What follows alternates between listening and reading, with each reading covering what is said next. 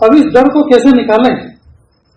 کبھی کوئی ایک وزیر بیان کرتا ہے ہم ایسا کر دیں گے نکال دیں گے، ارے کون آئے تم نکالنے والے ہمیں یہاں سے؟ کاغذوں کی بنیاد پر شہریت ثابت کرنے کا وقت آیا ہے۔ ہائے ہائے، کیا یہ کاغذ نہیں بکتے؟ کاغذ بنانے والے نہیں بکتے؟ ان کاغذوں کی بنیاد پر ہم اپنی شہریت ثابت کریں گے، اپنی وطنیت ثابت کریں گے، اور کتنی بڑی توہین کر رہے ہیں ہمارے ان سولجر اور فوجیوں کی جو سرحدوں پہ کھڑے ہیں کہ گھس پہ تھی، کیا مطلب ان کے دو پیروں کے بیچ میں سے گھس کے آ رہے ہیں اور ان کو پتہ بھی نہیں چل رہا، تو پھر ان کو کیا کھلایا جا رہا ہے؟ یہ بات میں کہہ رہا، ڈر تو نہیں لگ رہا؟ ڈر تو نہیں لگ رہا؟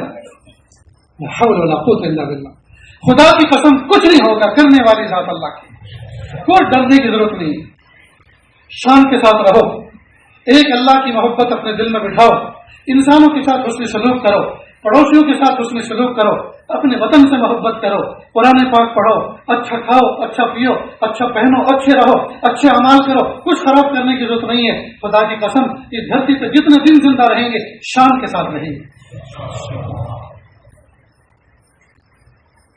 لا نخاف الا اللہ، ہم کسی سے ڈرتے ورتے نہیں ہیں سوائے اللہ کے۔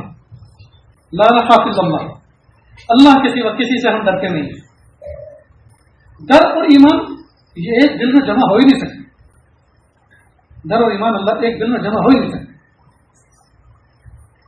لیکن یہ دل پاور آئے کیسے، یہ یقین آئے کیسے؟ کانپور کے اندر حضرت تھانوی رحمۃ اللہ علیہ پڑھاتے تھے، حکومت نے اس زمانے میں کوئی ظالمانہ قانون پاس کیا، لوگوں کے لیے بڑی تنگی آ رہی تھی، پریشانی آ رہی تھی، تو لوگوں نے سوچا کہ احتجاج کرتے ہیں، توڑ پھوڑ کرتے ہیں، ایجوکیشن کرتے ہیں، ہمیں یہ قانون منظور نہیں ہے۔ حضرت نے فرمایا اس سے کچھ نہیں ہوگا، جو میں کہہ رہا ہوں وہ کرو۔ حضرت فرمائیے، کہا روزانہ 500 دفعہ سچے دل سے لا حول ولا قوت الا باللہ، لا حول ولا قوت الا باللہ یہ پڑھو۔ کیا مطلب ہے صاحب؟ نہیں ہے کوئی طاقت نیک کام کروانے والی اور نہیں ہے کوئی طاقت برائی سے بچانے والی سوائے اللہ کی۔ یا ماحولی ترجمہ سے یوں کر سکتے ہیں، اچھے برے کاموں کی طاقت اللہ کے ہاتھ میں، یعنی اچھا برا کام اللہ کے قبضے قدرت میں، کسی کے بس کی نہیں۔ کوئی ہمیں نقصان پہنچانا چاہے نہیں پہنچا سکتا، کوئی ہمیں نفع پہنچانا چاہے نہیں پہنچا سکتا، اللہ کی قدرت کے بغیر۔ اب جب لا حول ولا قوت الا باللہ، لا حول ولا قوت الا باللہ، لا حول ولا قوت الا باللہ پڑھنا شروع کیا، 5 دن نہیں گزرے تھے حکومت نے وہ قانون واپس لے لیا۔ میں خود پڑھتا ہوں الحمدللہ، میں نے خود اپنے متعلقین میں اس عمل کو جاری کیا، اللہ کا شکر ہے بڑا نفع ہے۔